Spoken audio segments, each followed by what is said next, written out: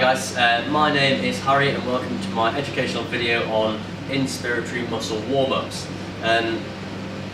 So what we're going to cover today is we're going to cover a bit of introduction about the inspiratory muscles and the respiratory muscles, followed by moving on to how and why we use an inspiratory muscle warm-up, then go on to some past research and current research which is being done in the area on the topic, and finally going to conclude with whether or not inspiratory muscle warm-ups are beneficial to exercise performance. So to begin with, the respiratory muscles in general are categorized into two different areas, inspiratory and expiratory. So inspiratory are the muscles we are breathing in.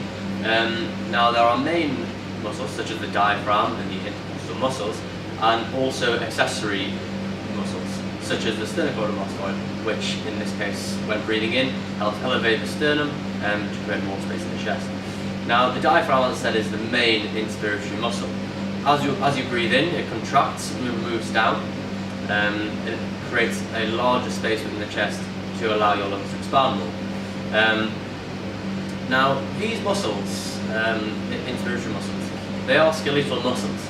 Even though they do work non-stop throughout our lives as you breathe every second of every day without conscious thought, but because you can control them, for example if you take a sharp breath in, they are classed as skeletal muscles. Now inspiratory muscles such as the diaphragm, intercostal muscles, etc., they have a very high aerobic enzymatic capacity. They've got multiple sources of blood supply and a unique resistance to vasoconstrictor influences. What that means is they're extremely fatigue resistant, so they can work non-stop. However, because of this, they also do have a very high demand from the circulatory system. In fact, it is around 14 to 16% of all blood goes to the respiratory muscles. Now, as I said, these muscles are extremely fatigue resistant. However, even well-trained subjects can experience inspiratory muscle fatigue, such as breathlessness, if they are in a severe, if they're under severe inspiratory resistant load, if they're in a hypoxic environment where there's low oxygen content, if they're exercising at a high level in a normal atmospheric pressure, or if they're in hypobaric conditions. Now what we're going to do is we're just going to quickly look into a bit more about the inspiratory muscles. Okay, so this here is a power breathe. It's a piece of apparatus itself. You put on the idea of how to use it is you put on the nose piece and then you exhale fully, and then as you're inhaling with your mouthpiece, what happens is if you just take off the grip here, there is a spring-loaded area which you can obviously put higher or lower. What that does is it limits your inspiratory breath, adds resistance to it. In this video taken from the Power Breathe website, you can see how inspiring through the Power Breathe device works the inspiratory muscles within the chest cavity, adding a resistive load to the muscles. This in turn helps them warm up. Okay, let's look at some studies. Wilson et al. In 2014 measured the respiratory muscle specific warm-up and elite swimming performance. They did this using 15 participants, 6 of which were female, who were randomly assigned to groups in a randomized single-blind crossover study, measuring the effects of these warm-ups on a 100-meter freestyle sprint. The participants were assigned to one of 4 groups, which were, one was a swimming-only warm-up, which encompassed a 2,500 meter swim, including breaststroke, backstroke, freestyle and butterfly, arm-only swimming, leg-only swimming and underwater work. There was also an inspiratory muscle warm-up only group, which was 2 times 30 breaths of 40% of maximal inspiratory pressure.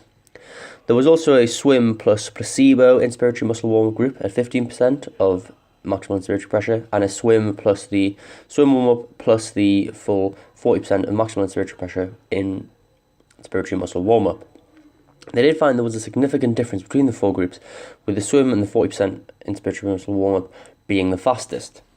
While there was a significant difference between the control groups, there was 1 or 2 questions raised. For example, were the warm-up times equal?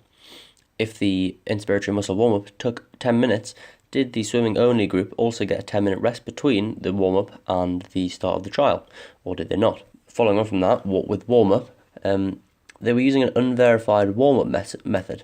In a review study, on warm-up performance and competitive swimming, it was recommended that swimmers warm up between 1,000 and 1,500 metres with a sufficient rest of between 8 and 20 minutes to prevent early onset of fatigue. Nowhere in this study was this length of rest period mentioned, and also the distance was almost twice that of the recommended. And finally, while they did account for co-founders in age, forced expiratory volume and predominant stroke, there was no mention of any co-founder checking for gender. For example, if there was a lot more females in one group than the other, that could have led to some imbalance between times, leading to less valid and reliable results. Moving on to the next study, by Valantis et al. In 2001. They measured whether respiratory warm-up improves rowing performance and exertional dyspnea, or the feeling of breathlessness. They had 14 participants, 7 of which were female, and unlike the Wilson study, all participants did all of the 3 warm-up protocols, which means they didn't have to account for individual differences between the groups. The 3 warm-up protocols were a sub-maximal warm-up, a specific rowing warm-up, and a sub-specific rowing warm-up with an inspiratory muscle warm-up. Now this time the inspiratory muscle warm-up was done before the specific rowing warm-up, again with a power breathe, doing 2 sets of 30 breaths at 40% of maximal inspiratory pressure. And this meant that all 3 of the trials had a similar time from finishing the warm-up to beginning the 6-minute all-out rowing simulation on the Concept 2 rower.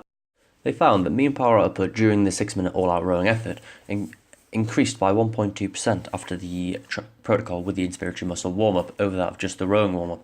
Similarly, in the protocol with the inspiratory muscle warm-up, the experience of dyspnea was also a lot lower than in the other 2 protocols. While Valantis et al. Did find that there was a significant difference between the protocols and they were found to be reproducible, there was still 1 or 2 questions raised. For example, there was no placebo group, meaning that the inspiratory muscle warm-up itself could have been more of a psychological advantage. And the warm-ups that we used were not validated. The standard warm-up was very basic, and the rowing-specific warm-up was only done to mimic a warm-up done before a race. Therefore, it's not really possible to see whether the warm-up actively warmed up the body, and if it had a positive effect, a negative effect, or no effect at all on exercise performance. Because of this, it's hard to see whether the results were really that reliable. Now, what we're really looking for is a study that does a lot of the things that this Valantis study does, but uses a validated warm-up to show that whether or not inspiratory muscle warm-up has a true positive effect, which brings me on to my next study. In a study by Johnson et al. In 2014, they took 10 competitively trained cyclists with normal pulmonary function and got them to complete a 10-kilometre time trial. All participants took part in all 3 warm-up protocols, which were a control group, no warm-up, a cycling warm-up which had been validated, and the cycling warm-up plus the inspiratory muscle warm-up. During the time it would take to do the inspiratory muscle warm-up, the other 2 groups were seated or at rest. Again, the inspiratory muscle warm-up was 2 times 30 breaths at 40% of maximum inspiratory pressure on the power breathe device. The cycling warm-up was 3 5-minute blasts at 70%, 80% and 90% of the gas exchange threshold, followed by 2 minutes rest before the start of the time trial. In this study, there was no placebo inspiratory muscle warm-up because it was being found that 2 sets of 30 forced breaths, even unloaded, has shown an increase in maximal inspiratory pressure and the diaphragm motor revert potential in response to the magnetic phrenic nerve stimulation. In the Johnson et al. Study, one thing they did differently to a lot of other studies is they used one of these. This is a cyclist to ergometer. Now, what this allows participants to do, with them being competitively trained cyclists, is bring their own bike in, and then what they can do then is perform the 10-kilometre time trial on the machine on their own bike, which will be a lot more used to, obviously allowing for more valid and reliable results. The results of this study were quite interesting. They found that the cycling warm-up and the cycling plus inspiratory muscle warm-up were both significantly faster than the control group. However, the difference between the 2 warm-up protocols was not significant. They found that the cycling plus inspiratory muscle warm-up resulted in slightly higher power output for the first few kilometres, after which power output was the same between both trials. Okay, so just to conclude, I think there's a number of pieces of research out there which could obviously lead you to believe that an inspiratory muscle warm is beneficial. However, looking at that last study, I think it's clear to see that a validated whole body warm-up is sufficient, and an inspiratory muscle warm-up doesn't gain you anything in terms of performance, at least in terms of cycling. It will be interesting to see whether or not a validated warm-up in other sports, such as rowing and swimming or running, would lead to a different outcome in their results or not. Obviously, thank you very much for watching. I hope you enjoyed it and I hope you found it informative.